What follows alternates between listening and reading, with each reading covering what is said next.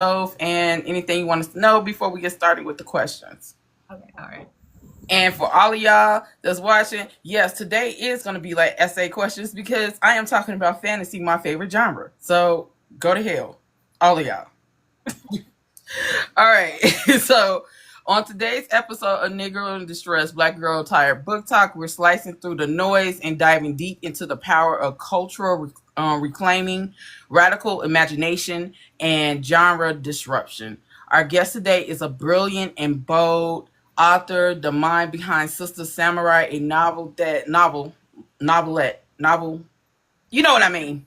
It's a shit that doesn't that doesn't just bend genres; it breaks generational silence. Today's author that is giving us back the girlhood that we deserve and the womanhood that we all need. So, thank you for coming, and please introduce yourself. And Yeah, I mean, you gonna make me cry over here, but okay.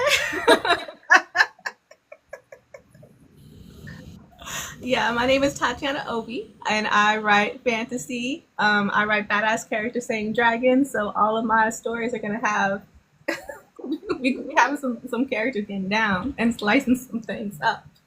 I'm the author of Sister Samurai and A Forging of Age, and the sequel in the Sister Samurai is coming out Juneteenth, which I have right here. So, like, let us begin. To me, your book, Sister Samurai, is a Wu-Tang Clan, Afro Samurai, um, the ladies that sings the blues type book. So let's start at the beginning. Were you a unicorn that it was hard for you to find the pen, or were you like Bruce Leroy with the glow and you just went head first? no, I had that glow. I mean, looking back on it now, I was definitely born a storyteller. Like I came out writing books. Like in elementary school, I'm glad for those teachers who was like, "Okay, you got your lesson done. Don't bother nobody else. Just sit there quiet and do what you go." Yeah. I was writing stories even back then, and I just kind of continued with it. It wasn't until really COVID that I was like, you know what, I need to do this. I want to be a published author. And that's where I kind of really was like, okay, let's get this done. Let's publish these books, and that's where it started. It started in 2022. This Wow. So you taught English in Korea, South Korea, and you also worked for an all women law firm. Yes, I did. Yeah. So how did that Tatiana come about to be this one after the pandemic?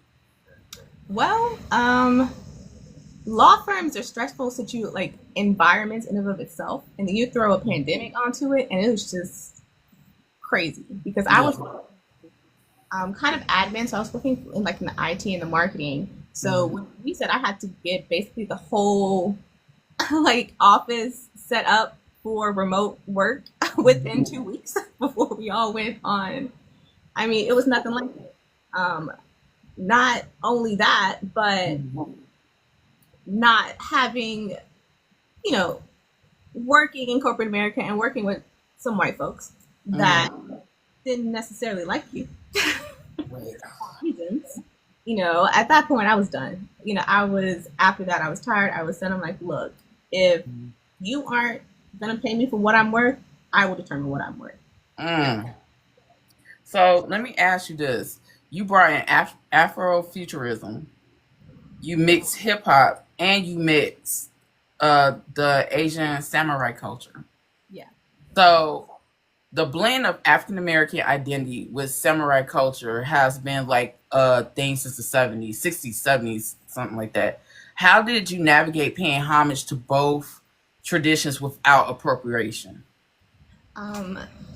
Without appropriation, one, on the Japanese side, I did go to college, international studies, with a localization in Asia, so I know a lot of Japanese history, and I know, the taboo things that is rather disrespectful, and kind of the things that I could use. Two, I grew up with one of those daddies who was like big into kung fu films. He was big, you know what I mean? And then me growing up, I loved anime. He was the one who got me into anime, and first watching Dragon Ball Z, and then after Samurai came, I was like, oh, this is cool. Like, this is Mm-hmm. really cool. But there was no black women in it. And while it did star a black protagonist, there Yeah. was a lot of black culture in it. So I was like, you know what? This idea had been percolating for some years, and like it still hadn't been done yet. This kind of Mm. like Black Asian fusion, especially in the literature space, hadn't really been brought back. I was like, well, no one's doing it, so I guess I will. You And did that shit well. You thank did you. that shit well. Now, before I get into anything serious, I love how you put the Steven Universe, Lil Uzi Vert, Pink Diamond in the forehead in the book. I love that shit. It's I so love funny to me. Like the readers who read the book and don't even know the reference. I'm just like, that yeah. shit. That was Chef's Kiss. That was Chef. I was like, what? I It's like, said, man, okay. this is such anime fodder. I don't know why no one's played with it before. Oh, that shit was hilarious. She was like, why is this man sitting over me, giving me his dialogue? He got a pink forehead. And what is wrong with the youth? Fuck. So, so in can I say her real name, or do you want me to keep it as Samurai, Sister Samurai? Real name, because with the sequel, I've been saying it. Okay. So with Monique's journey going into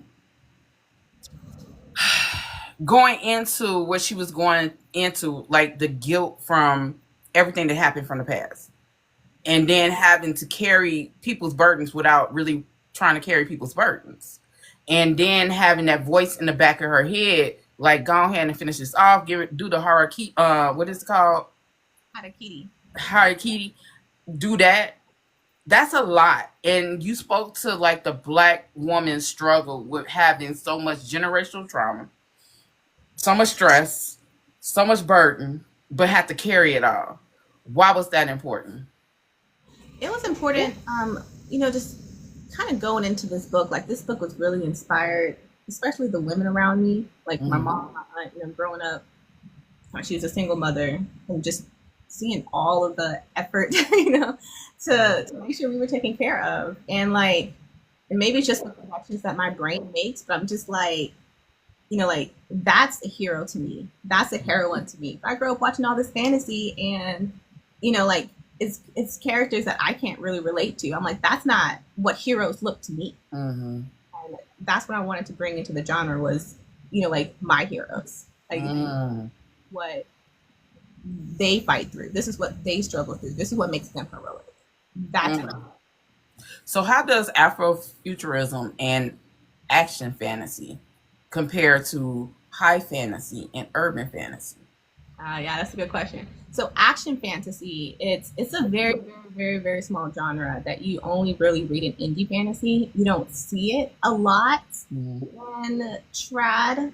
Like there's a few, maybe like Kings of the Wild and things like that. It's action fantasy. But when you think of action fantasy, you kind of have to bring it to the movies. I think of action movies. And Mm-hmm. they have a different plot and a different pacing than regular other thrillers, other stories. So, for example, let's take John Wick, right? Like the plot tends to be simple to give room for these big action set pieces. So the plot, I hope y'all have seen John Wick, is revenge for his dog. Like, and it's a very simple plot, Yeah. but because that plot is so simple, or even like Kill Bill getting revenge, because the plot is so simple, it gives room and space for these big action set pieces. And that's very similar to other action fantasy books, where there will be a simple plot, typically that is the third line, and then you have the pacing and the beat of action movies. So where it's big cinematic action fights. So same with action movies, you're coming there for the action. Like that's the main draw, that's the main attention. That is true. Now, of course, like I got to add some character development and some arcs and stuff and extra Mm-hmm. stuff in there. But when you go watch an action movie, you come in there for the fun. Hmm. So, do you think with fantasy, it has been whitewashed for so long? It's been the same plot, you know what I'm saying? The same conservative values, the same journeys, just different characters. How do black fantasy differ from that type of fantasy? I think it allows us to conceive of different plots because even Sister Samurai, a lot of people have issue with the plot, which is basically she's out running errands, she's just trying to get home. That's the whole plot of the book. Like, Mm-hmm. trying to get home. But to me, as a black woman stepping outside, running errands and going to work and doing things, like that's a monumental struggle just to get back home. You know, like Mm-hmm. that is to me epic. But to a Mm-hmm. lot of people, to other people, that might not be the case. But I'm, like these are the narratives and these are the storylines that I see that, is more related to my experiences. Mm. So you had a part in there, uh, because I'm not even gonna read the questions that I got because they're not the questions in my head anymore. So, so you had a scene where they were discussing how there was a man, the uncle, who said, "Oh, ain't no woman gonna be over me, will not lead me. So I'll burn this shit down before that happens." Yes. That's life depicting art. So why put that in there? Well, it is a bit of a foreshadowing to the sequel. Uh, Mm. the sequel definitely digs more into the themes of patriarchy and Ooh. specifically how patriarchy manifests in the black community and what that looks like, and kind of the shit that black women go through, but with swords. It's again, it's important to our story. These are the things that we face on the daily, and Mm. you gotta speak to it because Mm. you don't say it, then people don't think it's a thing, like, and it don't exist. There was the part where it was death before dishonor. Like you got to do X, Y, and Z, regardless of knowing that you don't need to do that anymore. But it was like the demon was saying, death before dishonor type deal, but not because he actually cared. But Yeah. how is that a reflection of how Black women take on everyone else's pain? Yeah, because one of the things that I brought into this, and again, kind of going back to Japanese, a lot of samurai films, one of the central messages is honor and Mm-hmm. how to, um, the difference between honor, dishonorable, like what actions. And so I Mm-hmm. wanted to bring that into the story as well. What does honor mean to a black woman? How does that, um, what does that look like in our journey, in our story? Mm-hmm. And I feel like sometimes we take on so much, not only our burdens, but everybody else's. Everybody is like, right now, come save us, come save us from our own actions, Right. and um, kind of just that tug to where like in a way we do feel that we want to help, but Mm-hmm. also we want rest too. It's kind of that fight and that internal struggle, and that's something that I kind of want to capture, that struggle within this character. What does it mean to you to write Black girls and women in fantasy spaces that historically excluded us? It means taking up space, and like the inability for them not to see us anymore, right? Like, I love growing up reading epic fantasy. I love growing up reading sword and sorcery, but we weren't there. For a long time, we weren't there. Even now, we do have more stories, but they don't really show the breadth and range of what I would like to see. Because, a lot of trad published books, they do tend to publish a lot of, like oppression and pain, especially Black trauma stories. And, Mm-hmm. those are okay, and those are important too. But for that to be all there is, for that, what does that say if that's the only thing we read. That's the only way they see us in that form. And it's like, no, like we badass too. Because she was badass. I mean, Dude, like it's like we can. Uh, and we I don't. I just feel okay. I know that I feel like that I'm so happy that Afrofuturism is a thing. It's been a thing since Octavia Butler. It's been a thing, but it's being seen more. You know Yeah. what I'm saying? And I feel like even though the publishing industry, well, the traditionally published industry, they're missing out on a lot because they don't like deviating from their routine. Just like she was like, I don't want to deviate from my routine, but if I got to go outside of it, I'm gonna do it, but I ain't gonna be happy. Them, on the other hand, they don't want to deviate from that. And I think that because they don't, they miss out on opportunities and good authors. Not saying that the authors they have are not good, just saying that there's also other authors outside of this that conservative bubble. Right. There's so many stories that we have. Like there's so many stories that we have that we can tell. And like I want all of it. Yeah. I want all of it in fantasy. I want our pain, I want our joy, I want our celebrations, I want our struggles, I want our love, I want our vulnerability, our grace, our strength. I want to see it all. Like I want it Yeah. all. So, what was the defining moment to say, I am going to write AAVE in a fantasy book, and I'm going to keep it there, and I'm also going to make cultural relevance to things, and I'm going to have demon dunks as a commercial in the middle. But what was that defining moment to say, you know what, my fantasy is my fantasy? Yeah.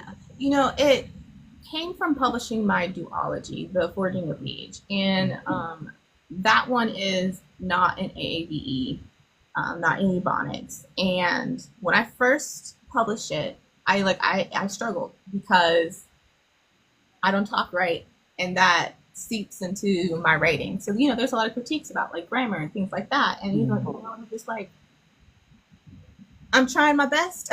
Copy edits and proofreaders cost a lot.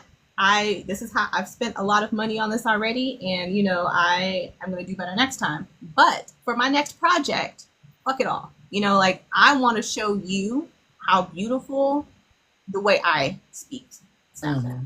I want to show you that prose. I want to show you how rhythmic and how just musical it sounds to my ear, and just how beautiful it is. And so I was just like, you know what? Like I'm tired of having to like be perfect and write in their rules and their lines. And I was like, you know what? Now you're in my world. Now you're in my world. So let's go. But you gave them a lot to think about in the book. It was one of those books where put yourself in my shoes type situation. You literally are in Monique's mind the whole time.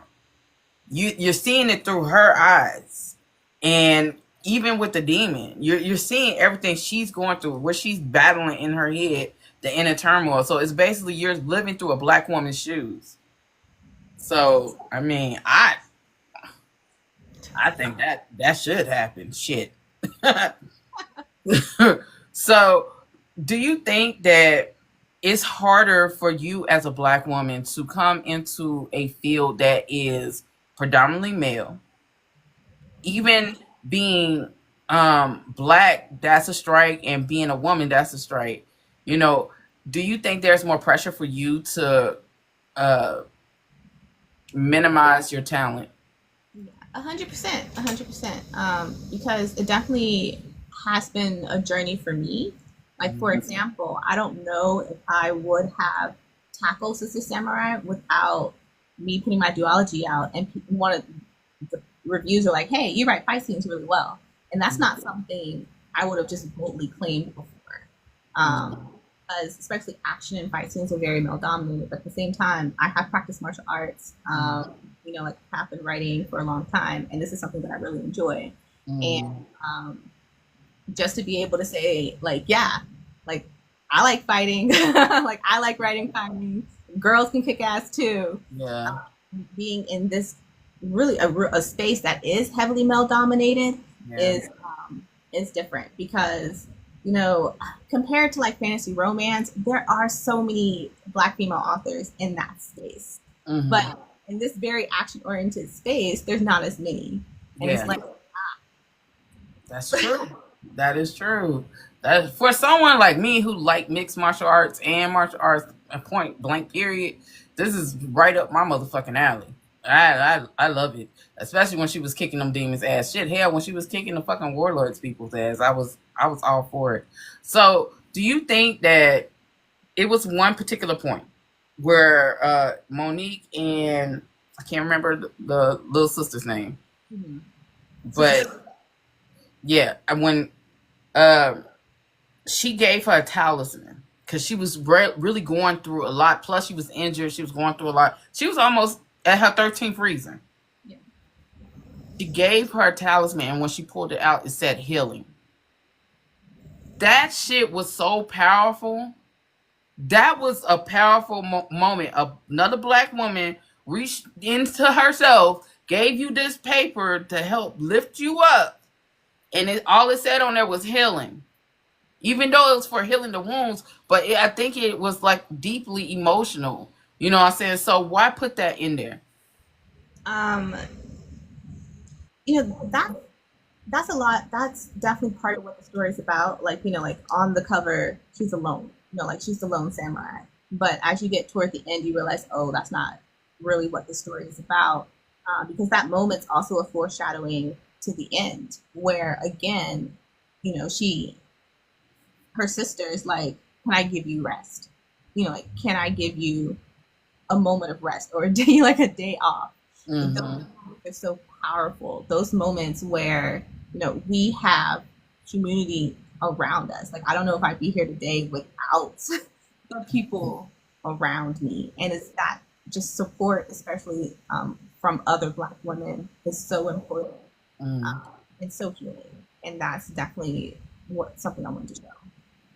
I honestly think this is a book that every black, whether you're into fantasy or not, I think people need to take the whole fantasy part out of it because at the end of the day, this book literally is about everything we go through on a daily and how we can uplift each other. It's it may sound sappy to some people who are like, no, I don't like that sappy ass shit. But no, it's fucking real. Cause the shit she was saying, cause when they was like we knucking and bucking and ready to fight, I was like, oh. I was like, okay. I think everybody needs to read this. Do you see Sister Samurai as part of a larger movement of decolonizing or unapologetic black fantasy who are your literary ancestors and contemporaries? I do. I do.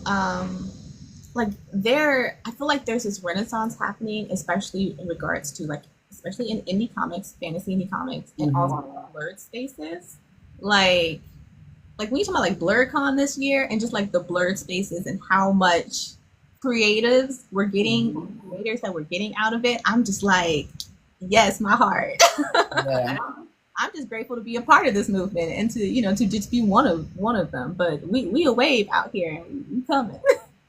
Do you see yourself wanting to go traditional? Um, I don't know. I think one because I am very I like all the details. Like I like having the playlist and having the commercial break and being able to do all those small little things. And also I don't know if Trad would know how to market my stories or even know what to do with them. So Oh, but then again, because I just interviewed someone who wrote a story that I think the public about to freak out about. It ain't even came out yet. It's called Blood Slaves, oh yes, I know that one.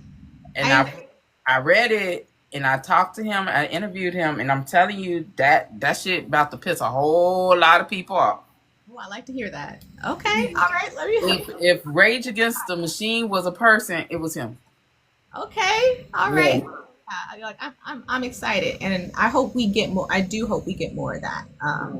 I do like I do feel that trad specifically is becoming a little bit more risk adverse and a little bit more conservative in this current Mhm. environment, Yeah.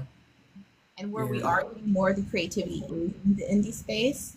Um, but I'll never say no. Like if trad said they can pay off my student loans, I'd be like, okay, I'm listening. Yeah.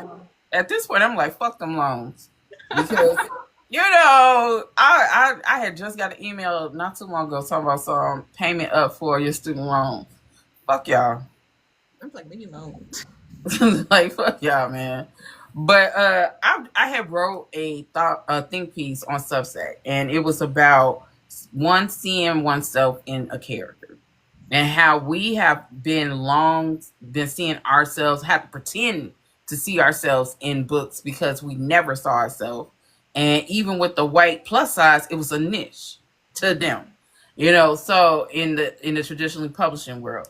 So what is it for you when you see so many women, black women, whether it's fantasy, romance, horror, comic book, we seeing ourselves, but they are saying, "Oh, I can't get with this book because I don't see myself." I mean, it makes me mad. you know, because I'm light skinned, right? But like my family, we all shades, and like not for, and I'm big sister. Like I'm gonna make sure that everybody in my family is represented. I ain't out here fighting dragons by myself. Like we doing this together, and just the fact that it's like you don't see us, as humans. Like you can't even relate to us. You can't even, and I'm just like, ugh. Yeah. Yeah. Powerful to have to see ourselves. Like just growing up, it took forever, like just to see like us in a fantastical setting in fantasy. You could finally got Children, Blood and Bones, stuff like that, or like N.K. Jemisin. Mm. But there's it just makes me angry. It just makes me mad. Have you faced any pushback or attempts to dilute the cultural specific things of your work? If so, how did you navigate that field? Hmm. You know, Sister Samurai is really my fucking era. Like, it, I wrote this book for me and mine. Like I Right. did. Like it's not. I'm white people. Some white people enjoy it. Some white people, be showing their racist asses off. Um, but like I don't care what they think. I didn't write this book for them. Like I did. That's, I don't care. that's So how the have fact there is. man, you know what? It's funny because people think black people are still in that mind frame that we give a fuck. I don't know why y'all do, but we at the point like fuck it. The world is burning. Yeah, We tired. You tired. Fuck it. I'm gonna do what I want. I'm gonna write what I want. So what do you want from black male readers and black female readers? What do you want them to take away from your writing style, from your books in general?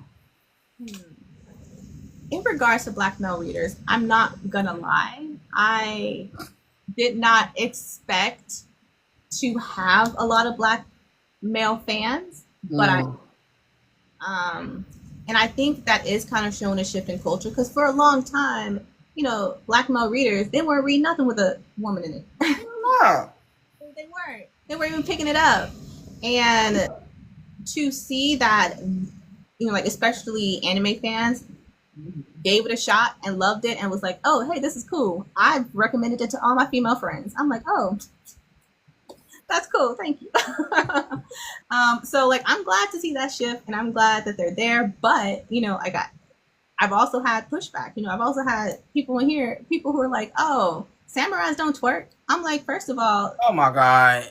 you know about samurais. What you know what they been doing? What they be doing? Oh, fuck out of here. So, like, but overall, I do have to say I've had more positive responses than negative. Yeah. In regards to black female readers. And, I'm just, I'm glad that, they enjoying the book and it makes them feel clean, it makes them feel represented. And, I had fun. I'm glad you having fun.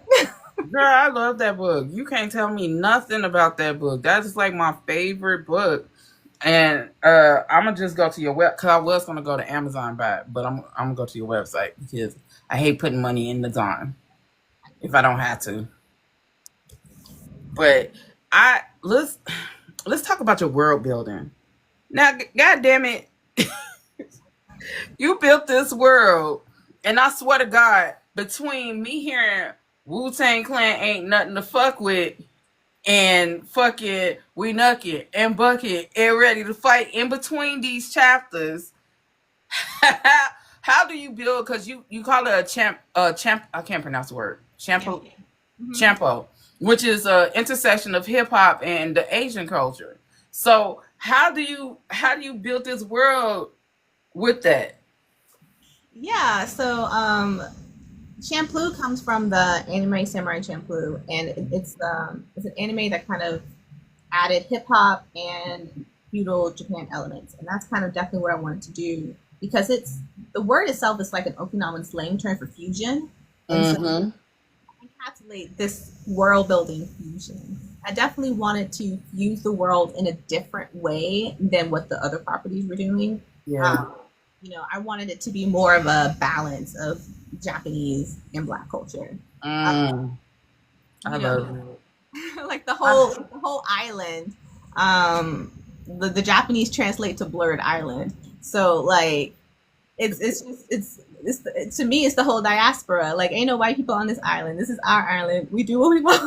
We do yeah, what because it was like CDs and DJs, and I was like, okay, this is the cookout.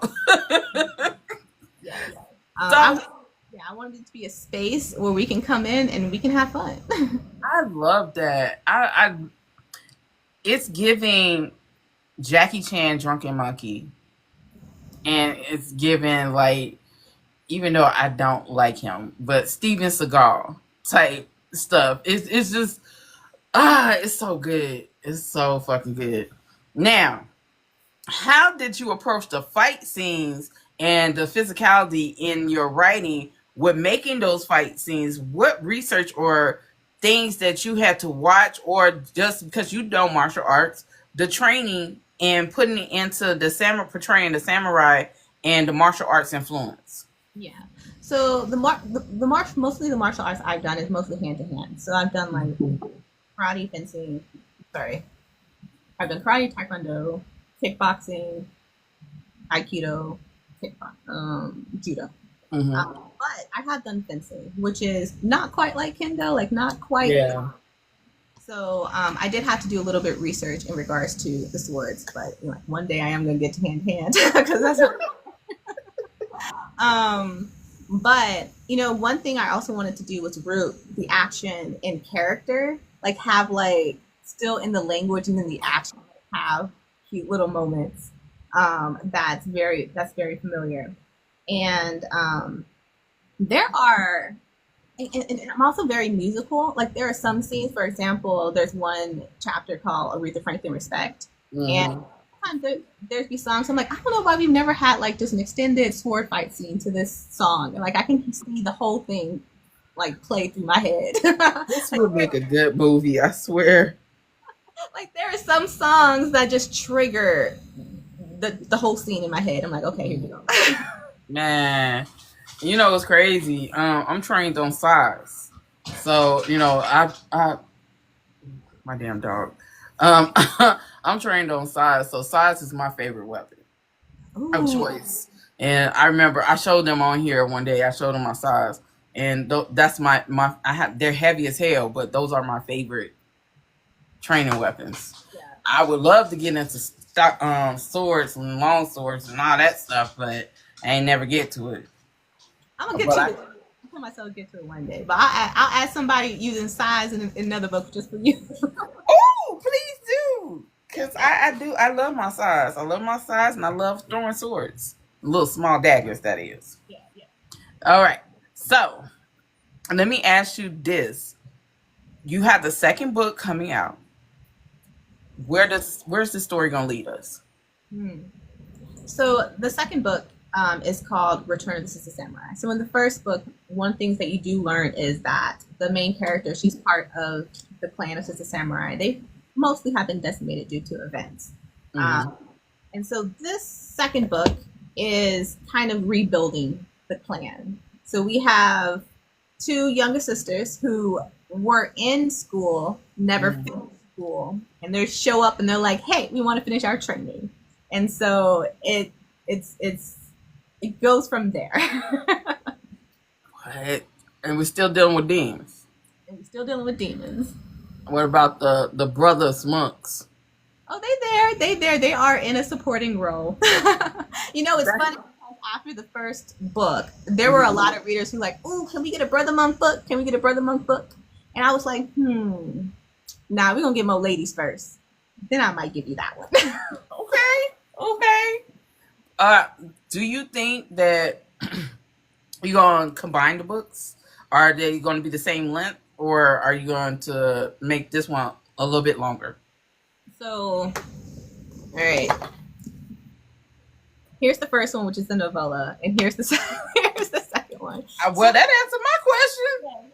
So it is significantly bigger, and the reason why is in this one we have one point of view, but in this one we have 4 point of views from all the girls. And one of the reasons why I did that is, I'm very big on representation, and I wanted to write very 4 different Black women and have them all be their heroines in their own ways. We're getting point of views from all four characters, so because of that, it's a little bit bigger. But it's going to follow that for the next series in the books as well. So this should be the biggest one because this will have the most point of view. So how many books will be in the series? There will be 2 more. So this one's spring, this one's summer. We'll have a fall and winter book. I love it. I love it. I love it. I love it. So when does that come out? So the summer one comes out Juneteenth, and at the end of this one, it does announce that I'll go to the page. We'll announce it right here because the book ain't out yet. So it says coming fall 2026, the Sacred Order of Brother Monks. So that is the next book. Oh shit! For real? Yes. Oh, I can't wait. I fucking can't wait. What the hell? All right. So, damn, you made me just lose my train of thought with that one. What? But no. All right. So, with that all being said, if you had this mic, and you were able to get in front of the whole fantasy world, literature world, what would you say to them in a 3-minute elevator pitch? An elevator pitch for the book? No, an elevator pitch to tell them get their head out their ass. Ooh, the whole fantasy genre? Mm-hmm. Yeah. I don't know. I think I'm gonna say, I'm fucking here. I'm gonna change this. Like it's time for this genre to expand. I feel like my reason of being is to challenge what this genre can be and what this genre can look like. And it's time to say, you know what, these defaults, it's time we're done. Because fantasy should be limitless. Fantasy can only be limited by what you can imagine in your imagination. Like, in order to be like, oh, well, I don't like this fantasy because it has slang or because it says AV, but at the same time, in Middle English, they weren't talking like that back then. They weren't talking like that back then. These are all constructed rules that the powers that be have decided on. So no, we're here to change the genre, and we're here to change the time. And no one can stop it. Because even though, that's one thing that, even though trad pub is becoming more conservative, one thing that has happened over the couple of years is that Black readers and Black fantasy readers, we have now built communities. We have now built communities around these books. We built communities around these genres, and that's something that cannot be taken away from us. If you aren't going to support us, we'll support ourselves. Facts. So, are you breaking the glass ceiling or building a foundation? I'm building a foundation. Why? Because one, I've never been interested in being anywhere by myself. Like, I ain't going in no rooms, ain't no other Black folks around. Like, that's not me. Like, it's not me. No, I'm building a foundation for us all to be there. A house for us all to be there. Like, I ain't going nowhere first by myself. I ain't one of those.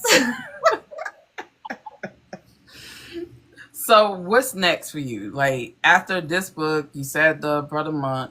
What's after that? Do we stay in fantasy or what? So we are staying in fantasy. It is my genre. I love fantasy, even though I have written some sci-fi stuff. So I am gonna go back to my Forging of Age world. I'm going to bring back a returning character in this book and to a separate part of the world. So it's going to be a novel. And for that book, um, I like one of the things I liked growing up with Sword and Sorcery, and one of the icons of Sword and Sorcery is Conan the Barbarian by Robert Howard. Mm-hmm. Right? But he was racist, so as they are all the old ones tend to be. Yeah.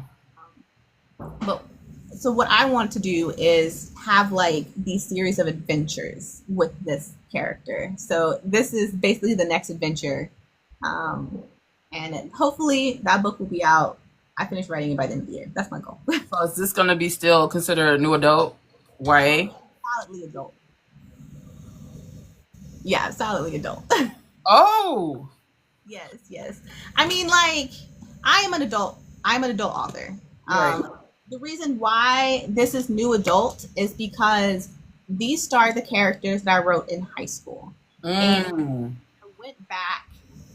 I ended up throwing that story away, but those characters stayed with me, and I went back and wrote a story for those characters. And honestly, this is the prequel, like the prequel adventure for the story that I was writing in high school. So I was like, oh, this character, I wanted to show you her origins. I want to show you how she started. So I had to start young because that's how she started. But nah, this is an adult, and it's from here on out. Yo, how do I get a Sister Samurai shirt? I see that shirt. I'm just gonna spend all my money. So is that the adult story? Is it gonna be dark? I don't know. It depends on people's definitions of dark. Do people die? Yeah, but people die.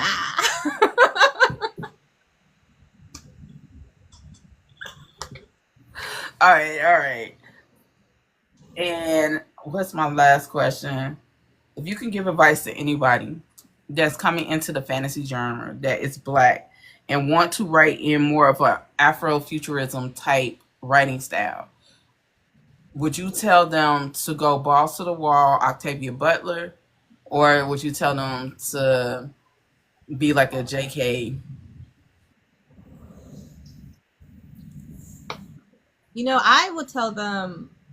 I tell them to be themselves because there's nothing more powerful than your own voice. And yes, it takes time and it takes a journey to kind of hone that voice and to learn the craft to amplify that voice. But like, never believe that your voice doesn't have value or doesn't, doesn't mean anything. Like, it's important, and we need those voices here. Yes, very booked up. You should buy them. I'm telling you, you will not be disappointed with Sister Samurai. I swear to God. That is one for the ages. I'm telling y'all, that's such a good book. So, when can we see you outside to get our shit signed for you in person? See, if y'all in Dallas, I'm always around town. I'm showing up at a Juneteenth event. And I am. Wait, this Juneteenth? Yeah, this Juneteenth. On the 21st. Shannon, if you are in here, because the Literary DFW, my business partner, is going to be there, and she's the mobile bookstore that's going to be there. Get my books signed. Yeah, I'm going to be at the Juneteenth event with the Forest Branch Library on the 21st. Also going to be at the McKinney Literary Festival coming up as well. I think that's at the end of August. I am going to be at Gen Con this year. I am a very kind author sponsoring me to go. But generally, because I am full-time author and editor and, running a small business, it's not easy. I have to be careful with these coins. So yeah, I'm gonna try to get out more places. But well, I got two fantasy events for you. One in 2026 and one in 2027. I knew you knew that I was gonna come with this because I want you at this event so bad. Okay, I'm gonna try. Okay, the first event is in Atlanta. It's called Fate in the A. So they have a page. Oh, Jess right there. Jess and her husband is doing this event. And that's going to be October 23rd through the 25th, 2026 in Atlanta. Okay. Okay. All right. And then after that, in 2027, you can come back to Atlanta to the Haunted Mansion Fantasy Masquerade Ball. That's gonna be a very big Let me event. write all this down. You ain't even got to write it down because I'm be in your DMs. I Okay. promise you, I'm be in your DMs. So you ain't even got to worry about it. I'm be in your DMs. But where can we buy your books? Where can is there a book box you have? Is there merch that you have? How can we support and how can we help? Yes. So I am. You can find me at my website, TatianaObey.com. I sell all my signed books. I have a couple of merch because Sister Samurai, the sequel's coming out. I have planned for more merch coming up on the website soon. So look out for that. Other than that, I'm kind of found everywhere. Currently, I don't know if you're following, but Satisfaction Box, the BIPOC owned box, they currently are sending out special editions of Bones to the Wind this month. And I don't know. What? I'm just saying there may be a special edition of Sister Samurai coming. So I'll keep an eye out on that. Why are you about to have me have 4 different editions of this damn book? I'm just saying. Because I want all of them. It's only been 2 or 3 books that in the fantasy genre this year that I've been really yeah, those my books. Yeah. And you on that list. You on that list. You on that list, I swear. So, what's your website? www.tatianaobey.com. And are you selling those shirts on there? Yeah. The shirts are there. Okay. Just want to know. Now, if you could go back, and this is my last question to you. Besides your socials, well, let's do your social first. What's all your socials? You can find me everywhere at Obey the Author. So, if your younger self, let's just say 12 years old, could read this book, what do you think she'd say? She would definitely be like, I'm proud of you. I was a big anime nerd, man. I love Dragon Ball Z. I love Sailor Moon, just be able to write and to see us in something that I love so much. Yeah. I just love your story, I swear to God. So let me do this outro, and I'm going to let you go because usually I do housekeeping after that, and I give the authors a chance to either stay or leave, but that should be long as hell. But Tatiana didn't just give us a story. She gave us a sword, a mirror, and a map. Sister Samurai is a reminder that Black girls can be soft and sharp, grounded in the past, but limitless in the future. Tatiana work reminds us that storytelling is a battlefield, and she is one hell of a warrior. You can find Sister Samurai wherever books are sold from her, which is KU, her website. Website first. Yeah, and it's not in KU. Oh, it's not? Oh, never mind. Website. Support indie, buy direct when you can, and don't forget to tell a friend to tell a friend. Thank you, Tiana, for... I'm not trying to make you cry or anything like that, but thank you for your voice, your vision, and for reminding us that we've always been the hero in our own stories. Until next time, stay loved, stay loud, and stay Black on purpose. Ooh, I felt that.